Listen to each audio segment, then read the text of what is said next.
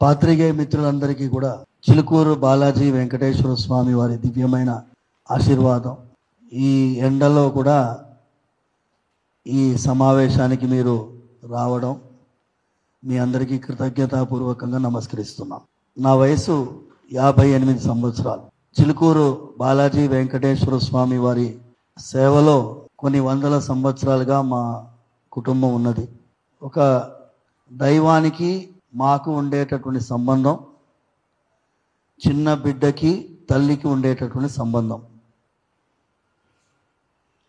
ఆ భగవంతుడికి సేవ చేయడానికి కోసమే మేము పుట్టాము అని మేమందరం భావిస్తాం. మా కుటుంబంలో అందరం. తిరుమల వెంకటేశ్వర స్వామి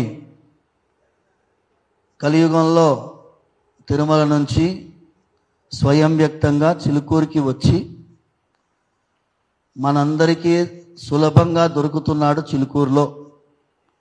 ఇది చిలుకూరు బాలాజీ స్వామి వారి యొక్క స్థల పురాణం. మీ అందరికీ పరిచయమైనటువంటి ఆ దేవాలయం కొన్ని వేల మంది ప్రతిరోజు సందర్శించే దేవాలయం.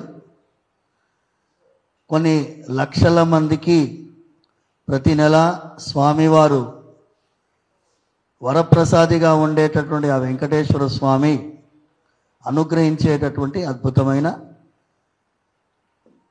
దేవాలయం. స్వామివారు ప్రత్యక్షంగా పలికే దైవం అని మేమందరం భావిస్తాం. అలాంటి స్వామి ఇవాళ రోజు ఈ దేశంలో రాజ్యాంగంలో దైవానికి ఉండేటటువంటి స్థానాన్ని సుస్థిరపరచడానికి రాజ్యాంగబద్ధంగా రామరాజ్యమే స్థాపించడానికి, రాజ్యాంగబద్ధంగా రామరాజ్య స్థాపనకి పూనుకున్నటువంటి ఆ వెంకటేశ్వర స్వామి చిలుకూరు 2018 సంవత్సరంలో శబరిమల తీర్పు వచ్చిన తర్వాత కాన్స్టిట్యూషనల్ మొరాలిటీ అనే డాక్ట్రిన్ పెట్టుకొని సుప్రీంకోర్టు ఏం చేసింది, దైవానికి ఈ దేశంలో రాజ్యాంగబద్ధంగా ఏవి అధికారాలు లేవు అనేటటువంటి తీర్పు ఇచ్చిన తర్వాత ఒక ఉద్యమమే మొదలైంది. కేరళ మొత్తం ఉడికిపోయింది. అందులో చిలుకూరు నుంచి మేము పాల్గొనడం జరిగింది. ఎందుకంటే చిలుకూరు బాలాజీ స్వామి శ్రీదేవి భూదేవి సహితంగా కొలువుండే స్వామి. కుడివైపు శ్రీదేవి అమ్మవారు ఉంటారు ఏకశిలా రూపంలో, ఎడమవైపు భూదేవి అమ్మవారు కొలువుంటారు. అంటే ఈ అఖండ భారతదేశమే, భరతమాతగా భావించే భారతదేశమే, భూమాతగా భావించే భారతదేశమే స్వామివారికి మొరపెట్టుకున్నట్టుగా మేమందరం భావించి దైవానికి రాజ్యాంగబద్ధమైన అధికారం కోసం పోరాడడం ప్రారంభించడం జరిగింది. చిలుకూరు నుంచి మేము 7 సంవత్సరాలుగా పోరాటం చేస్తూ ఉన్నాం. దీంట్లో 2018 సంవత్సరంలో నేను చేసిన నా జీవితమే కాదు, ఈ సమాజం అంతా గుర్తించిన, ప్రపంచవ్యాప్తంగా గుర్తించినటువంటి ఈ మునివాహన ఉత్సవము, అందులో పాల్గొన్నటువంటి ఆదిత్య పరాశ్రీ గారు నా భుజం పైన స్వామివారి దర్శనానికి జియాగూడ రంగనాథ స్వామి దేవాలయానికి చేరుకున్నటువంటి ఆదిత్య పరాశ్రీ గారితో సహా అందరం కూడా పోరాడితే ఇవాళ రోజు రాజ్యాంగబద్ధంగా దైవానికి అధికారాలు సమకూరేటటువంటి సమయం ఆసన్నమైనది.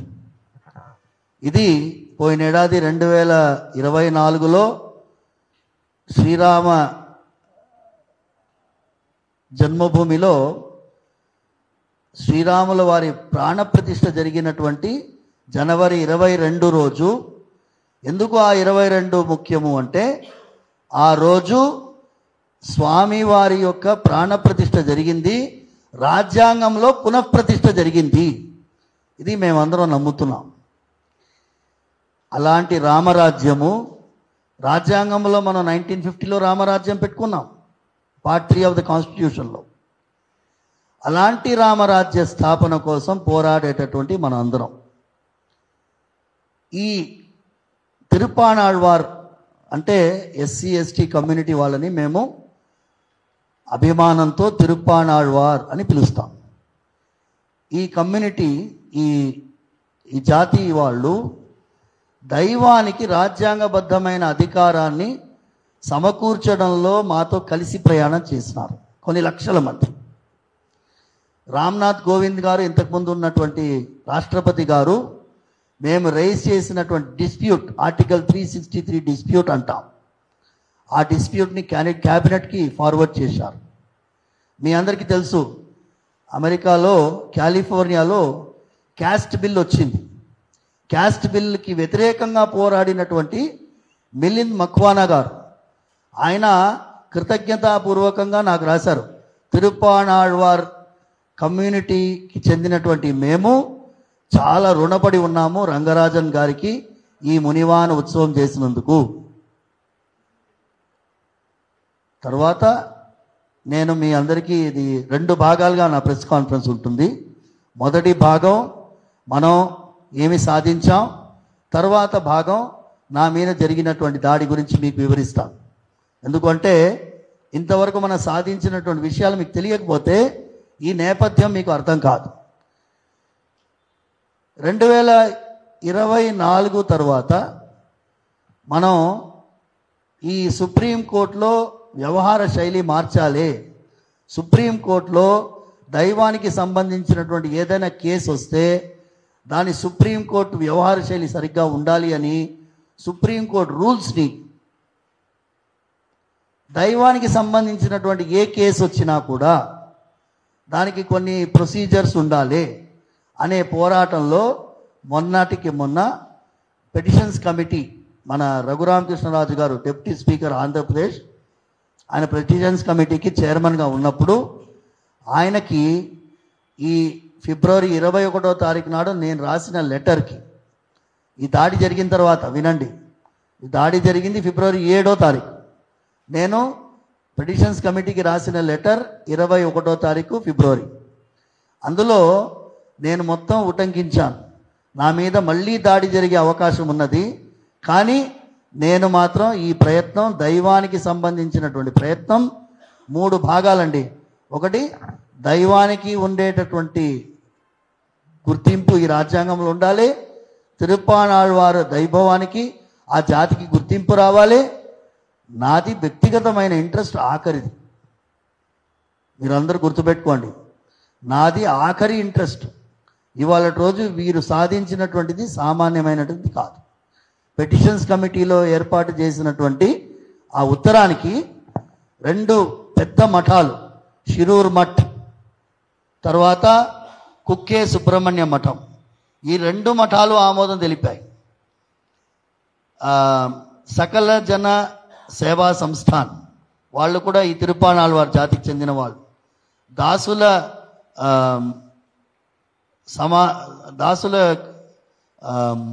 వాళ్ళందరి మాలదాసుల యొక్క అసోసియేషన్స్, తర్వాత వీరందరూ కూడా ఈ పెటిషన్స్ కమిటీకి నా ఉత్తరానికి మద్దతు పలికారు. ఇప్పుడు ఏమవుతుంది అంటే వ్యక్తిగతమైన దూషణకి దిగడం వల్ల ఈ ఇంట్రెస్ట్లు 2 ఇబ్బంది పడతాయి. కాబట్టి నేను మీ ముందుకు వచ్చాను. వ్యక్తిగతమైన ఇంట్రెస్ట్ కోసం నేను రాలేదు.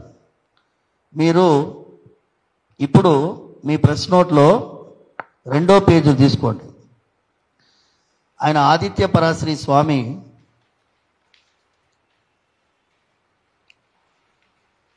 ఆయన ఒక వీడియో రిలీజ్ చేశారు. ఏది?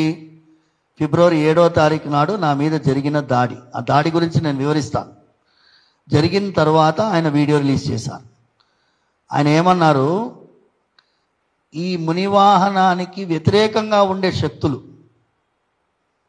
మునివాహన ఉత్సవం జరగనే కూడదు అనేటటువంటి ఆలోచనలో ఉండే శక్తులు ఈ అద్భుతమైన దైవ కార్యక్రమానికి అడ్డు తగులుతారు. కాబట్టి ఈ దేశంలో ప్రతి దేవాలయంలో మునివాన ఉత్సవం జరగాలి. అన్ని దేవాలయాల్లో ఈ మునివాన ఉత్సవం జరగాలి. ఈ జాతికి గుర్తింపు రావాలి. రాజ్యాంగబద్ధంగా వీరందరికీ కూడా దైవానికి సరి అయినటువంటి ఒక గుర్తింపు ఈ రాజ్యాంగబద్ధంగా ఉండాలి. కాబట్టి దీన్ని మేము సెలబ్రేషన్గా చెయ్యాలి అని మేము చెప్తే దానికి మద్దతు పలికి ఆయన లెటర్ రాశారు. నేను మళ్ళీ ఎందుకు మునివాన చెప్తున్నాను అంటే, మేము రామానుజ సాంప్రదాయానికి చెందినటువంటి వారు. మీకు అందరికీ తెలియాలి, భగవద్ రామానుజుల వారు 1000 సంవత్సరాల కంటే పూర్వం అవతరించినారు. ఆయన గురువు గారు ఏమన్నారంటే, యామనాచార్యుల వారు ఈ సమాజం మంచిగా ఉండాలి అంటే ఈ మునివాహన జాతి ఏమండి, ఈ విగ్రహం పాదాల దగ్గర రామానుజుల వారు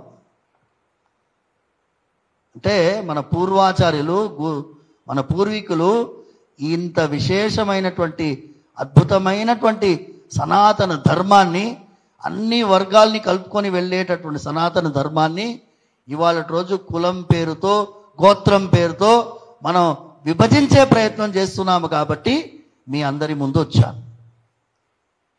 మీరందరూ కూడా ఈ ప్రెస్ నోట్లో అంత క్లియర్గా ఉంది. నేను ఒక పారాగ్రాఫ్ చదువుతానండి, చాలా ఇంపార్టెంట్ పారాగ్రాఫ్, ఎందుకంటే అది ఇంగ్లీష్లో ఉంది. వీఆర్ హ్యాపీ, అది paragraph number 4. We are happy that through divine grace, our efforts to restore back Hindu deity rights and through this Ramarajya in Bharat is close to becoming a reality in Supreme Court, and a new doctrine of Dharma titled Dharma as basis for adjudication will be established to ensure justice as per Dharma in any matter involving rights, dignity and self-respect of Hindu deities. It is a matter of great pride for our community. ఎవరు రాస్తున్నారు? ఈ మునివాహనానికి చెందినటువంటి వారు రాస్తున్నారు. It is a matter of great pride for our community that through divine grace the desire of our community is being fulfilled. The great recognition that our community secures once this is established in Supreme Court will be far more than what has been secured through reenactment of Munivahana, and a once in 1000 years opportunity. Our community, which did not even have temple entry for thousands of years, will be respected as a community which got the Ammal title for protecting deity interest in our constitution. ఇది ఎందుకు తెలుసా అండి? ఒక వర్గాన్ని మొత్తం దైవానికి దూరం పెట్టినటువంటి సమాజం ఇవాళ రోజు సమాజం మొత్తం హర్షిస్తున్నది. వారందరినీ కూడా చేరవేస్తున్నాము. కాబట్టి ఇప్పుడు మీ అందరికీ ఆఖరిగా నేను ఈ మొదటి భాగంలో మేము తెలంగాణ ప్రభుత్వం ముఖ్యమంత్రి రేవంత్ రెడ్డి గారి ఆధ్వర్యంలో ఆర్టికల్ 39A కింద సుప్రీంకోర్టు రూల్స్ ఫస్ట్ టైం, అందరూ వింటున్నారు, మీరు అందరూ గుర్తుపెట్టుకోండి, సుప్రీంకోర్టు రూల్స్కి అమెండ్మెంట్